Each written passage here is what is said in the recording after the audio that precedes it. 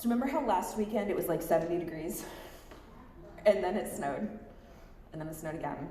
And it was like 20 when I left the house.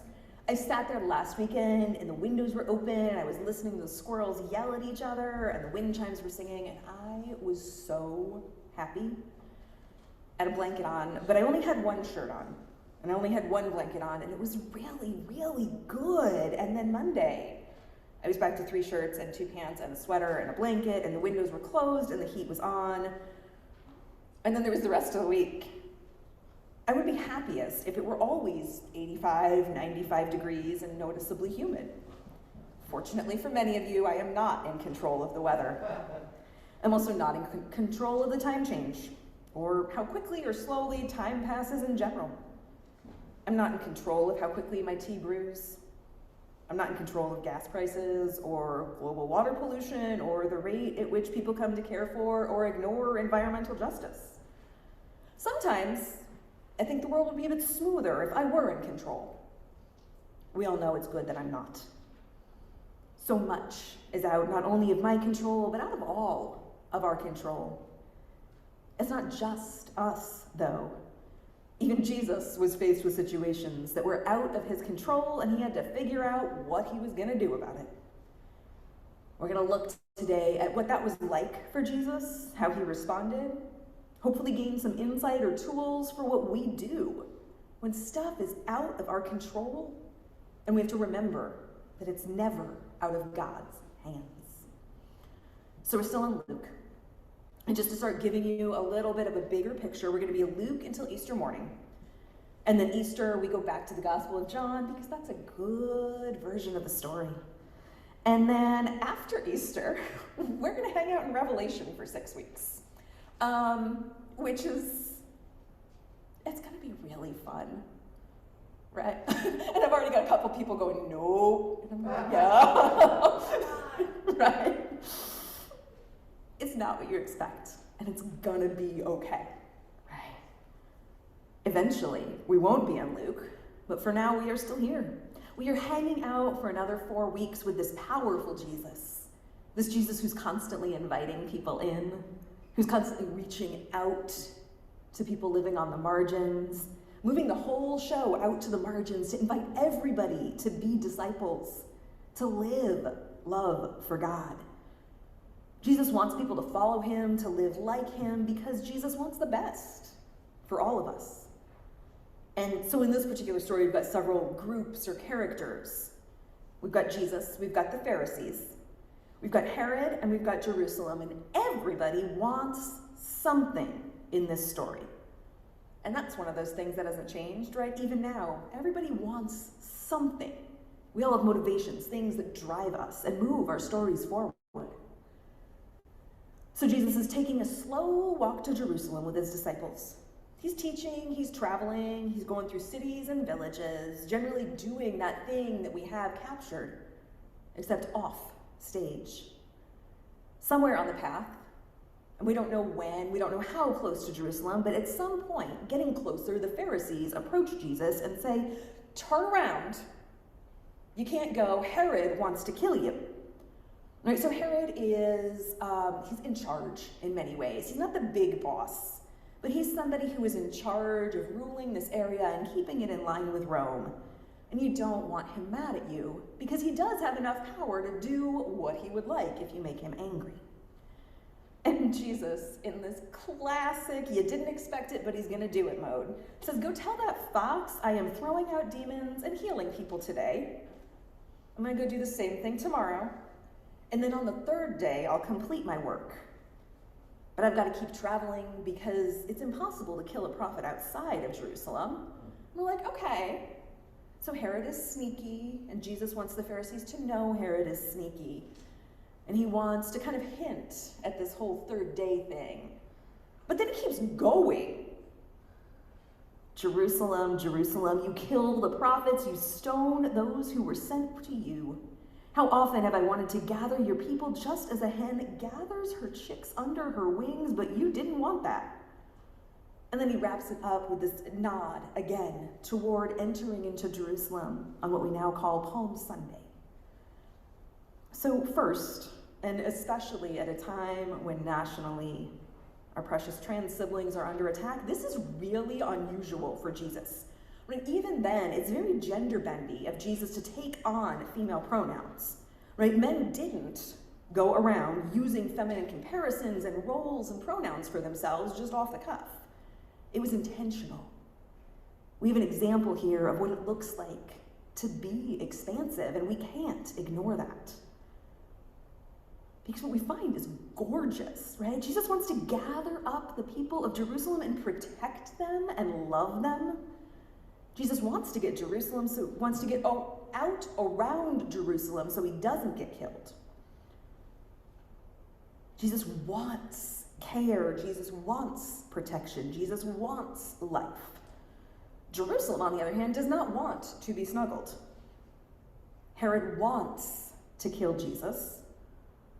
And the Pharisees want Jesus to not go to Jerusalem because they say they don't want Herod to kill Jesus. Everybody wants something here. And it's natural, thankfully, to get frustrated when we don't get what we want. Nice weather, people cooperating with our plans, world peace. When we want something, we generally don't want it because we think it's ridiculous. We desire things because we think on some level they would be good. And Jesus thinks and Jesus knows that it would be good if we followed. It would be good if we said yes and let ourselves be gathered and cared for. This is one of those times when our lives are so vastly different that we have to kind of dig into the metaphor. Before we do that, I want to make sure. Does anybody here raise chickens? Like, do you have yard chickens? Okay, I didn't think so, but I had to check, right? So chickens are not horribly intelligent, and they are fiercely protective of their territory and their young, right? So chicks hatch, and they're like gooey and weird looking, and then they fluff up, and they're tiny and adorable. And they imprint on the thing that they see. They know, like, oh, this thing that I'm near, that's what I'm going to follow. This is the thing that's going to teach me. So they follow the hen around. They learn how to be a chicken. Like all creatures, they also have to learn how to be a chicken without following exactly. So they become chicks who generally follow mama around and then sometimes wander off. And as they wander, they move in groups. Right? One might wander off, and then another might follow, and then they both might come back. One or two might wander and not even notice they've gone too far, and then all of a sudden you see this hen fluff up her wings and bend forward and go running off to scoot them back over to safety. And heaven help the cat or dog or fox who mama thinks is a predator, because chicken beaks are actually really pointy. And she will puff up her wings and go after you if she thinks those wandering babies are in danger. At night, a hen will again fluff up her feathers, making this impossible seeming space for a bunch of chicks to snuggle in. They share body heat, and they sleep knowing they're protected. But if you've ever tried to get a chick to go where it does not want to go, good luck with that.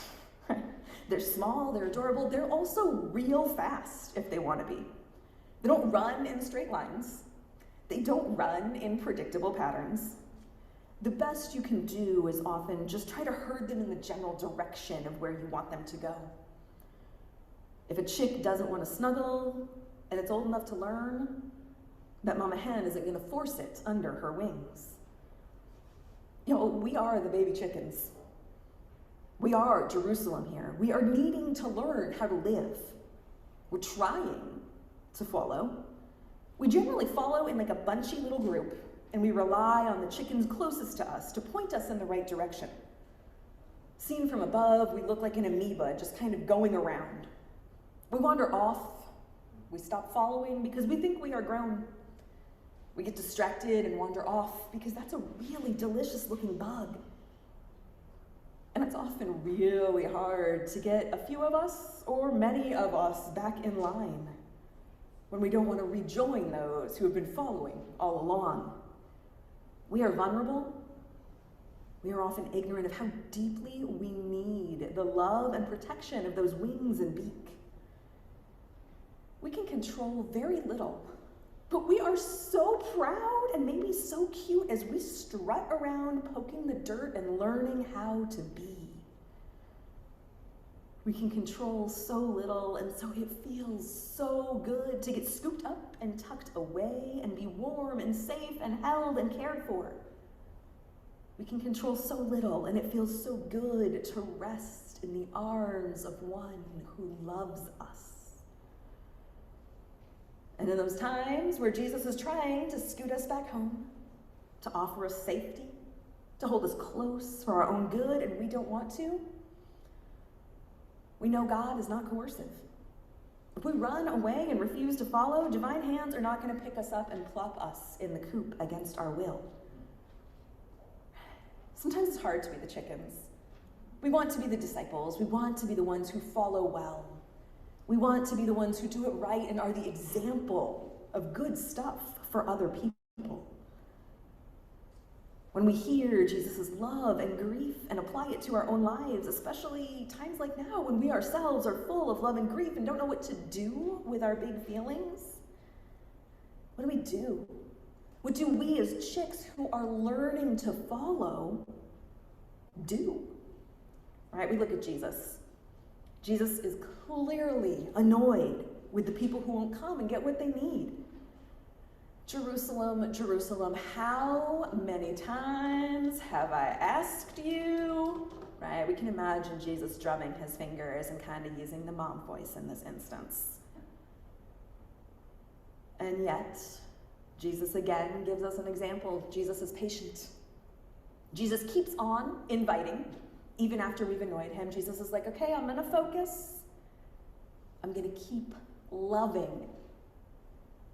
Jesus shows us what it's like to let go of needing everything to be just right.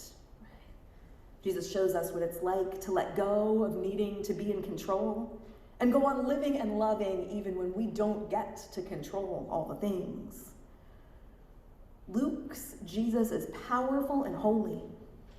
He knows that getting to Jerusalem for the Passover is going to be a turning point for his life. Luke's Jesus is constantly giving us these little hints. My work will be done on the third day. You'll start to see what's going on when I enter into the city and you praise me just like these passages. You'll hear them coming out of your mouths and then you'll start to get it.